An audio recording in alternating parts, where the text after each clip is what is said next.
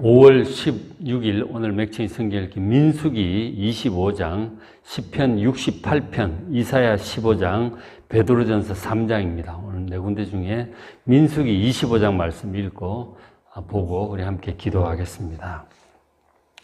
앞에 이제 민수기 22장부터 24장까지 이 모압 왕, 이 발락이 술사 발람을 불렀어요.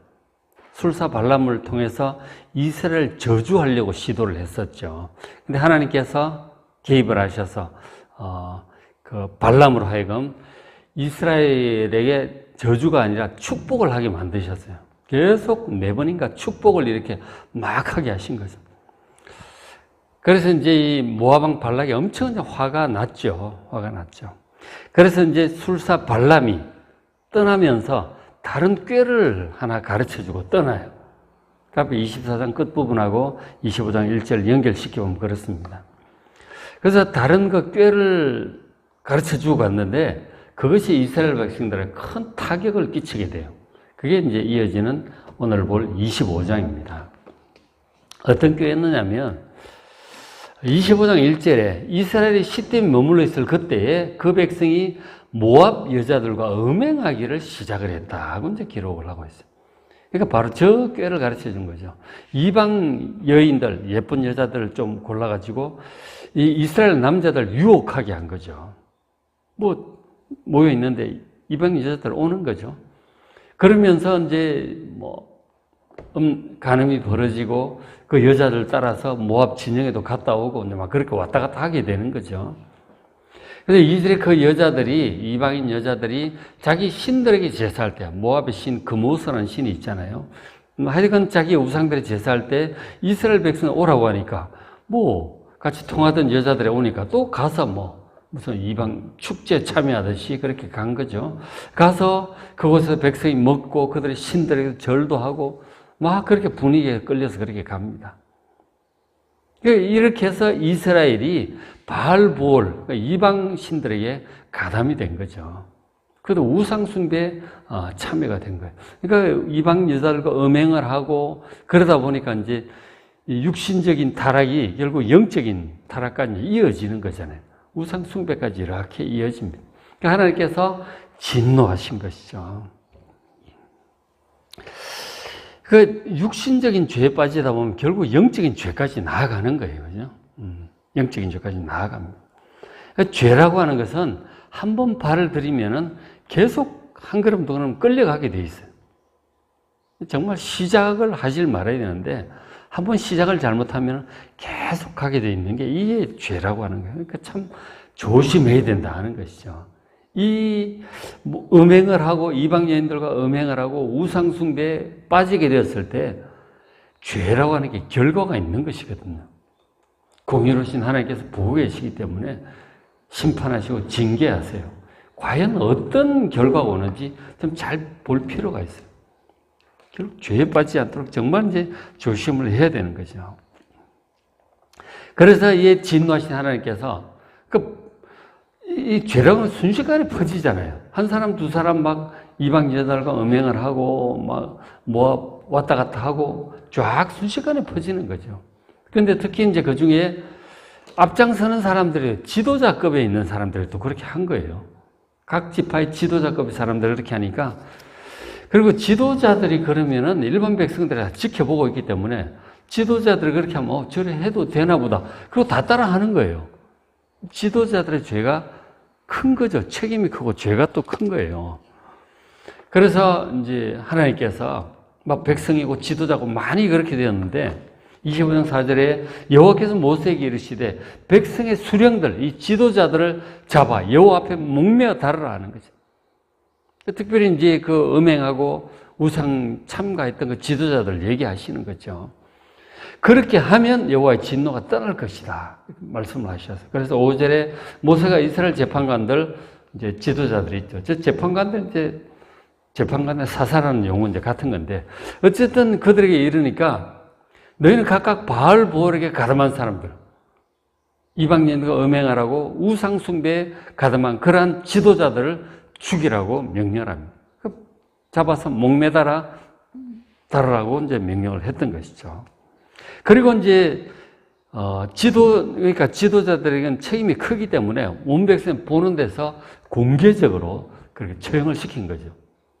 그 모범을 보여야 될 사람이 앞장서서 그렇게 하게 되면 여러 백성들을 죄악으로 이끈 그 죄 때문에 그런 거예요.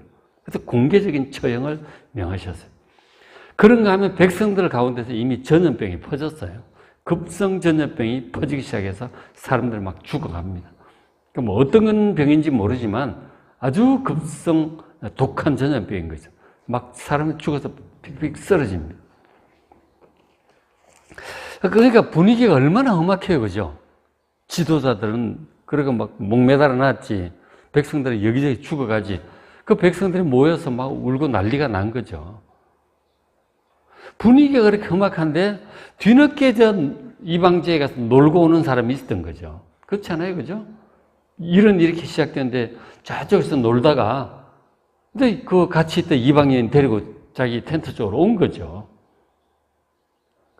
참 정말 분위기 파악 못하고 이렇게 하고 있는 거죠. 바로 이제 시몬 지파의 한 지도자였습니다. 백성들이 그걸 보고 있는데 기가 막히잖아요. 지금 그 죄 때문에 이런 무시무시한 사태가 벌어지고 있는데 분위기 파악 못하고 뒤늦게 와가지고 그렇게 하고 있으니 어떤 일이 벌어졌느냐. 누군가가 이제 행동을 하게 되는데 25장 6절에 이스라엘 자손의 온 회중이 회막문에서 그렇게 울고 있을 때 이스라엘 자손 한 사람 시몬 지파의 한 지도자였어요. 이 사람이 모세와 온 회중의 눈앞에 모르죠. 자기는 뒤늦게 놀다가 온 거니까 미디안 한 여인을 그냥 다들 하던 대로 데리고 온 거 아니에요. 막차를 타고 이렇게 온 거예요. 그리고 그 형제들에게 다 온 거죠. 그래가지고 그걸 보고 참을 수가 없어가지고 이 하나님의 분노로, 의분으로 한 사람이 일어났어요. 누구였느냐면 대제사장 아론의 손자였어요. 그 대제사장 아론의 아들이 엘라살이잖아요. 아론이 1대 대제사장, 그 아들 엘라살이 2대 대제사장이에요. 그 대제사장, 2대 대제사장의 아들인 비느하스가 보고 일어나요. 결국은 이제 비느하스가 나중에 3대 대제사장이 돼요. 사무엘 시절에 홈리와 비느하스 나오는데 그건 전혀 딴 사람이죠. 한참 후대 사람이니까. 어쨌든 3대 대제사장이 될 이 대제사장의 아들 비느하스가 보고 회중 가운데 일어나 창을 들고 뒤따라갑니다. 분노한 것이죠. 하나님의 분노로 분노한 거예요. 정말 이 죄악에 대한 분노였죠. 그것 때문에 다들 이렇게 전염병이 돌고 두령들이 죽고 하는데 그 죄에 여전히 빠져 있는 거죠.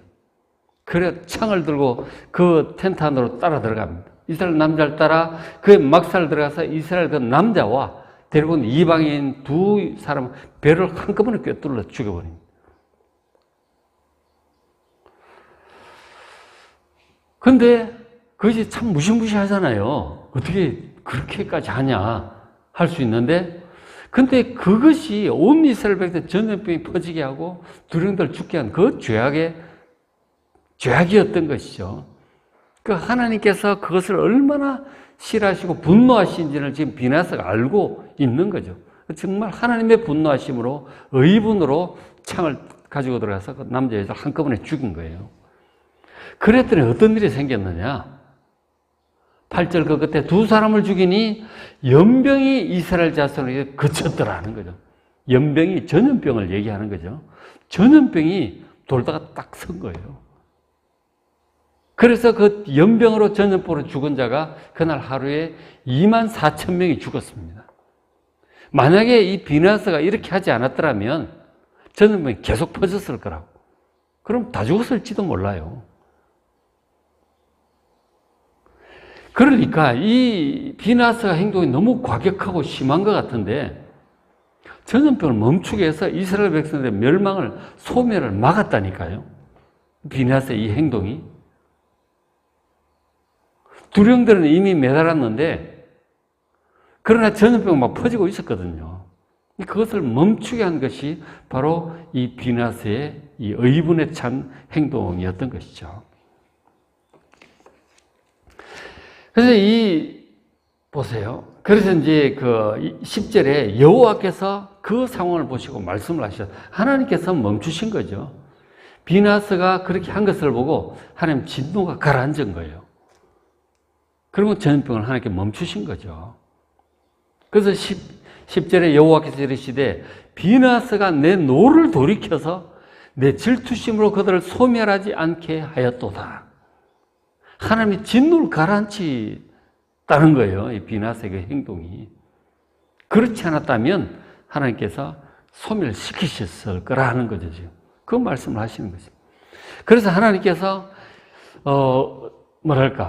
하나님의 진노를 가라앉히고 그리고 이스라엘 백성은 멸망을 막은 거라고요. 이 비나스의 한 행동이.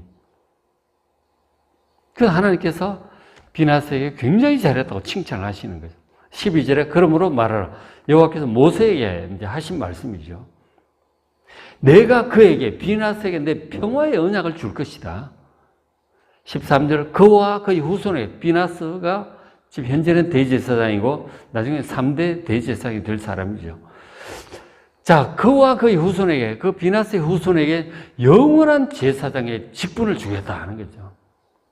굉장히 기뻐하셔서 이 평화의 언약, 영원한 제사장 직분의 언약을 비나스에게 하셨던 것이죠.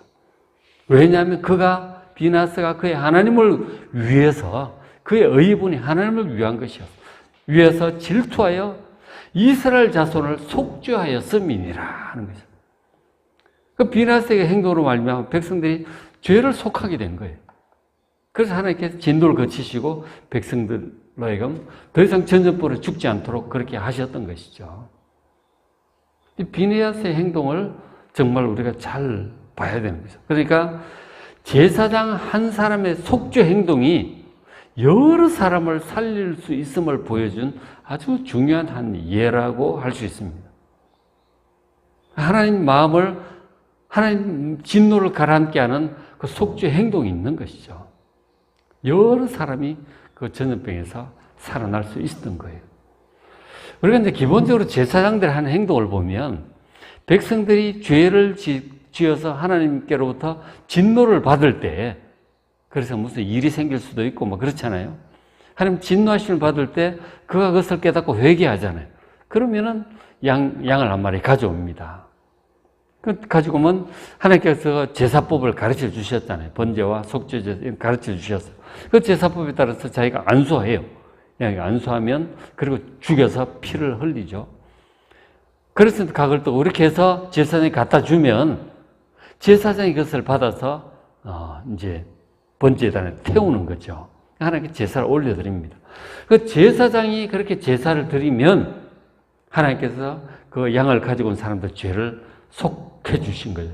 그 제사장이 속죄를 하는 것이죠. 그럼 하나님께서 그 사람 죄를 용서해 주신 겁니다. 그 제사장은 백성들의 죄를 속죄하는 역할을 하는 사람들이에요. 특히 이 대제사장이 될 이 비나스의 이 의분에 찬 행동도 마찬가지 맥락에서 백성을 위해서 속죄를 했고, 어떻게 보면 그 사람을 죽인 것이 제물을 하나님께 드린 거라고 볼 수도 있겠죠. 그죠? 사람의 죽음이. 그렇게 하나님의 분노하여 그 사람 죄악을 징계함으로써 하나님께서 이스라엘 백성들을 용서하신 거란 말이에요. 제사장의 속죄가 여러 사람을 살릴 수 있음을 보여준 거죠. 그러니까 대제사장이 1년에 한 번 대속죄일 날 지성소에 들어가잖아요. 그 소의 피와 염소의 피를 가지고 속죄를 하는데 하나님께서 그것을 받으시고 용서를 하신단 말이에요. 1년에 한 번씩 그렇게 다 속죄를 하는 것이죠. 그것이 결국 이제 나중에 진짜 대제사장, 영원한 대제사장, 하나님의 아들 예수 그리스도께서 오십니다. 그분이 당신의 생명을 들여서 속죄를 하죠. 하나님께서 그 속죄를 받으시고 모든 하나님의 백성들의 죄를 영원히 온전히 용서하셨음을 믿으시길 바랍니다. 한 사람의 속죄가 많은 사람들을 살릴 수 있음을 이렇게 보여주신 한 중요한 예가 바로 이런 것이었습니다. 그래서 이제 하나님께서 모세에게 계속 말씀을 하셨어요. 20장 16절 여호와께서 모세에게 말씀하여 이르시되 미디안인들을 대적하여 그들을 치라 하는 거죠. 이 모압 모압과 미디안이 함께 해가지고 지금 이스라엘 백성들을 저주하려고 시도하고, 이 술사 발람도 미디안 사람인 것이죠. 그 미디안 장로들과 모압 이 사람들 합작해가지고, 협력해가지고 이스라엘을 지금 저주하려고 했고, 그게 안 되니까 이 죄악 가운데로 빠뜨린 것이 이 미디안 사람들이었던 것이죠. 모압 사람과 미디안 사람들 합작을 한 거예요. 모압 같은 경우는 이제 그 롯의 또 후손이고 그랬죠. 미디안. 그런데 어쨌든 이제 미디안들을 치라고 하셨어요. 하나님께서. 왜냐하면 18절, 이는 그들이 속임수로 너희를 대적하되 부올의 일, 우상을 숭배한 거죠. 또 미디안의 지휘관에 따라 곧 부올의 일로 연병이 일어난 날에 죽임을 당한 그들의 자매 고스비. 이 고스비가 한꺼번에 죽은 그 여자죠. 그리고 남자는 시몬 지파의 지도자는 이름도 나와 있어요. 시므리라고 하는 시몬 지파의 사람이었어요. 그러니까 이 수치스러운 이름이 영원히 이제 기록에 남게 된 거죠. 그죠? 그 수치스러운 이름이 남았어. 참, 저렇게 하면 안 되잖아요. 그죠? 그것에 대해서 하나님께서 미디안인들을 치라고 이제 명령을 모세에게 하신 거죠. 그 뒤에 나중에 민수기 31장에 미디안을 치는 내용이 나와요. 백성들을, 군대를 뽑아서 그들을 치러 갑니다. 그래가지고, 민수기 31장에 나오는데, 미디안 5 왕을 죽이고, 그리고 술사 발람도 그때 죽입니다. 술사 발람이 그때 죽는다니까요. 그게 31장에 나와요. 그러니까 이 죄의 대가가 이렇게 무서워요. 죄의 대가가. 그러니까 간음을 하고, 그걸 따라서 우상숭배라고 하는 영적인 간음까지 그렇게 하게 될 때 많은 지도자들이 이제 목 매달려서 공개적으로 수치스러운 죽임을 당해요. 그런가 백성들 가운데는 전염병이 퍼져가지고 그 하루 사이에 24,000명이 죽었다니까. 이 죄의 결과예요. 죄가 정말 무섭습니다. 그리고 이스라엘 하나님의 백성들 하여금 죄를 짓도록 유도한 그 미디안에게는 하나님께서 큰 타격을 입히신 거예요. 왕들도 죽이고, 그리고 그 죄의 근원이 되는 술사 발람도 죽임을 당하게 만드시죠. 그래서 이 내용이 고린도전서 10장의 사도 바울이 인용을 해요. 음행과 우상숭배 죄에 빠지지 않도록 이 사건을 들면서 정말 조심하라고 경고를 하고 있어요. 고린도전서 10장에 그런 내용이 있어요. 자, 성도 여러분, 정말 하나님 두려워하셔야 됩니다. 온 세상을 공의롭게 다스리시는 거룩한 하나님 두려워하심으로써 육신의 죄도 멀리하시고 영적인 죄도 멀리하셔서 정결한 삶을 살아가는 우리가 될 수 있도록 하시길 바랍니다. 그래야 성령께서 우리 안에 충만하게 역사하십니다. 죄악을 멀리하고 성령 충만한 삶, 말씀의 은혜를 받고 성결한 삶을 살아가는 우리가 될 수 있도록 기도하는 이 새벽 되시길 바랍니다. 자, 오늘 맥체인 성경 읽기 민수기 25장이에요. 그렇죠? 잘 보시고 시편 68편, 이사야 15장, 베드로전서 3장 말씀 잘 읽으시고 은혜 많이 받으시기 바랍니다.